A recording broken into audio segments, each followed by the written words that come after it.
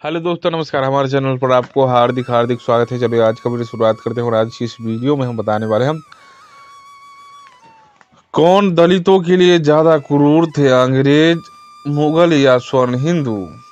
पहले यह समझ लें कि दलित भारत में कौन थे। भारत में कर्म अनुसार वन व्यवस्था बनी, जो कालांतर में लोगों द्वारा वही पुश्तैनी कार्य करने से जाति व्यवस्था में बदल गई। पिता के कार्य को पुत्र ही द्वारा अपनाया जाने लगा, जिससे वर्ण व्यवस्था जाति व्यवस्था में और सुदृढ़ होने लग गई। इस व्यवस्था में आप देखेंगे कि वैदिक सभ्यता ग्रामीण थी।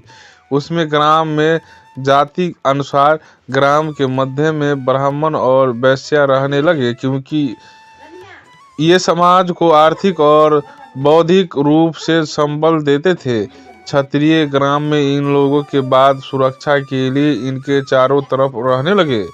शूद्र क्योंकि ये तीनों वर्ग की सेवा करते थे, अतः ये क्षत्रिय के बाद ग्राम में चारों तरफ सेवा कार्य जैसे खेती के श्रमिक, लोहार, माली, सुनार, नाई, मिस्त्री, धोबी, जिसको हम ओबीसी कहते हैं, रहते थे। इनके बाद ग्राम की एक तरफ सीमा में मांस और चमड़े से संबंधित वर्ग रहता था तथा उसके साथ ही अलग से मैले ढोने वाला वर्ग रहता था।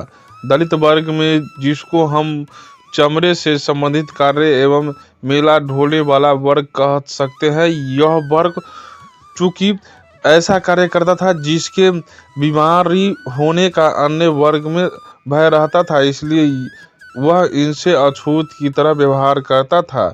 जबकि समाज की सबसे अधिक महत्वपूर्ण कार्य यानी कि गंदगी को हटाने का कार्य यही वर्ग करता था।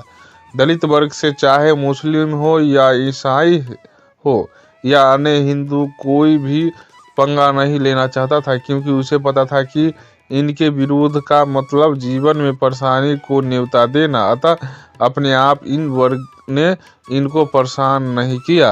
आप देखेंगे कि इस वर्ग के लोग मुस्लिम भी नहीं बने, क्योंकि ये हिंदू समाज की गंदगी को दूर करने को सूअर पालते थे।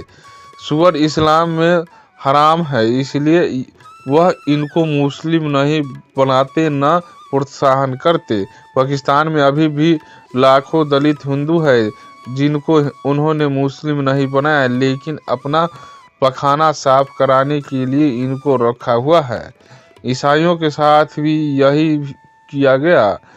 उनका पखाना साफ करते थे, फिर वह क्यों इन पर अत्याचार करेंगे। वास्तव में दलित पर अत्याचार नहीं, बल्कि इनसे इनके कार्य की वजह से दूरी बनाई जाती रही। समस्या तब हुई जब इस वर्ग के लोगों में जागरूकता आई और पढ़ने लगे। पढ़ने के लिए इनको अन्य वर्ग के साथ बैठना पड़ा। तब इनको इनके साथ पानी पीने, खाना खाने में भेदभाव होने लगा। यानी जब तक दलित इन तीनों धर्मों के लोगों की सेवा करते रहे, अच्छे रहे, जैसे ही इन्होंने योग्यता से इनके पास बैठना चाहा तो इनको अछूत मानकर सौतेले व्यवहार किया गया। इनसे इनमें प्रतिशोध की भावना जागृत हुई।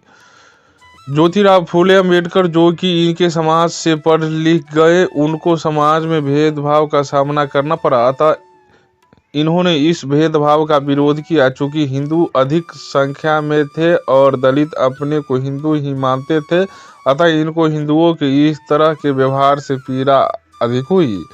गांधी जी हिंदू समाज के बड़े शुभ चिंतक थे। उन्होंने देख लिया कि दलित समाज जागृत हो रहा है, कहीं ये हिंदुओं से अलग न हो जाए, इसलिए इनको हरिजन यानी विष्णु के पुत्र नाम देकर इनको हिंदुओं से अलग होने से बचाया। अम्बेडकर जी ने पूना पैक्ट में इनको चुनाव में सीट का आरक्षण दिया। यानी सही मायने में जब दलित पढ़ने लिखने के बाद अपने पुश्तैनी कार्य को छोड़कर योग्यता से ऊपर उठने लगा, उस समय इनके साथ पूर्वग्रह के कारण भेदभाव सभी धर्म के उच्च वर्ग ने किया। चूंकि हिंदू उच्च वर्ग अधिक जनसंख्या में था, इसलिए हिंदुओं से अधिक प्रतीत हुआ। मुस्लिम और ईसाई, क्योंकि इनका भोजन तामसिक है, वहीं दलितों का भी है, इसलिए इनको लगता है कि इन दो धर्म के लोगों ने इनका कम बहिष्कार किया है। यह कुछ हद तक सही है, क्योंकि हिंदुओं में वैश्य, ब्राह्मण और ओबीसी में अधिकांश जाति सात्विक भोजन अधिक करते रहते हैं। अतः उन्होंने दलितों को ही नहीं, मुस्लिम और ईसाइयों से भी खान पान में दूरी बनाए रखी।